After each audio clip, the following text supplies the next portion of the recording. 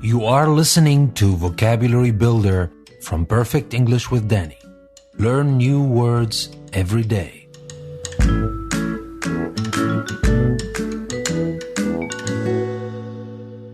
Welcome to a new Vocabulary Builder episode from Perfect English with Danny. Today we have 4 words: apparel, besiege, compress, and denounce. We will learn these 4 words. We will learn what they mean. We will learn how we can use them in sentences. We will learn about their synonyms and antonyms.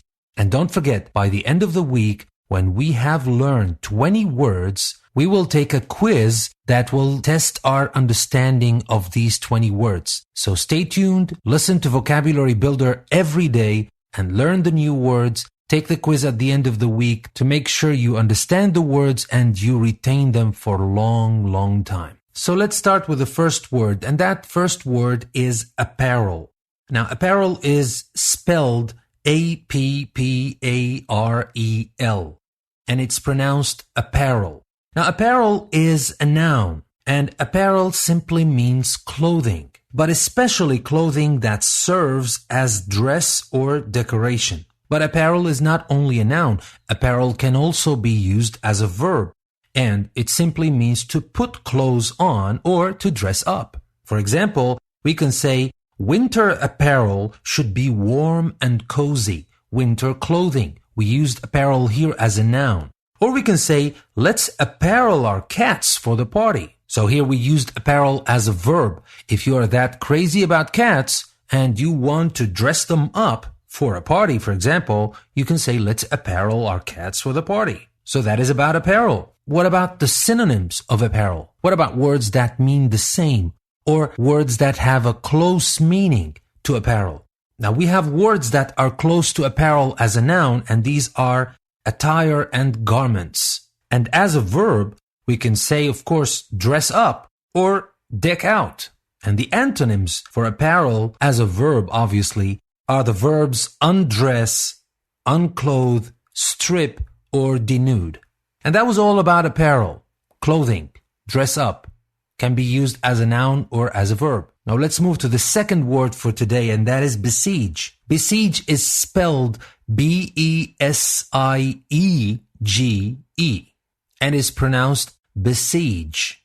Now, besiege is a verb, and we use besiege when we want to talk about a place that is surrounded or a person that is surrounded, that is to besiege. So besiege could mean to attack by surrounding with military forces, and we're talking here about war, and we're talking about cities that are besieged. But it can also mean people that are besieged. And in this common meaning, besiege means to cause worry or trouble to that person who is besieged. Now, for example, we can say, if troops besiege their stronghold, the rebel forces may be forced to surrender. Now, remember, besiege their stronghold, that means to attack by surrounding with military forces. We can also say she was besieged by the media and the press. So we're talking about a person who is surrounded by media people, journalists, reporters who want to ask questions, and usually about an embarrassing thing or something the person doesn't want to talk about, and these media people just want to ask questions. How bothering is that? And this kind of press from the media is bothering, and we can use the word besiege in this case. We can say he or she was besieged by the media or the press, and that means that he or she was uncomfortable. And now let's move to synonyms for besiege. And these are the words blockade, encircle, pressure, or hound. And these are very beautiful words that are used in slightly different contexts. And here comes your job. I am giving you synonyms, but obviously I'm not going to explain a lot about synonyms. Here you should use your curiosity about the words you don't recognize and try to find the exact meanings of these words and how they can be used in a way that might be a little bit different from the word besiege. But obviously they have a very close meaning. So these are the synonyms of besiege. And how about our next word, compress? Compress is spelled C-O-M-P-R-E-S-S and is pronounced compress. Compress can be a verb, and that means to press together or to reduce in size or volume. Or it can be a noun when we mean a folded cloth or pad applied to an injury. So different meanings when it comes as a noun or as a verb. I would have to say that we use it as a verb more often, but the noun is also used a lot. For example, we say the editor helped to compress my rambling 25-page mystery into an 8-page thriller. So the editor compressed my 25-page mystery into an 8-page thriller, reduced in size and volume. And that is a verb, obviously. And we can use a cold compress may soothe headache pain. And here we're talking about the cloth that is put on an injury. Now, synonyms for compress as a verb are the words condense, shrink, and shorten. And antonyms are the verbs expand and enlarge. And now we come to our last word for today's vocabulary builder version from Perfect English with Danny, and that is the word denounce. Denounce is spelled D-E-N-O-U-N-C-E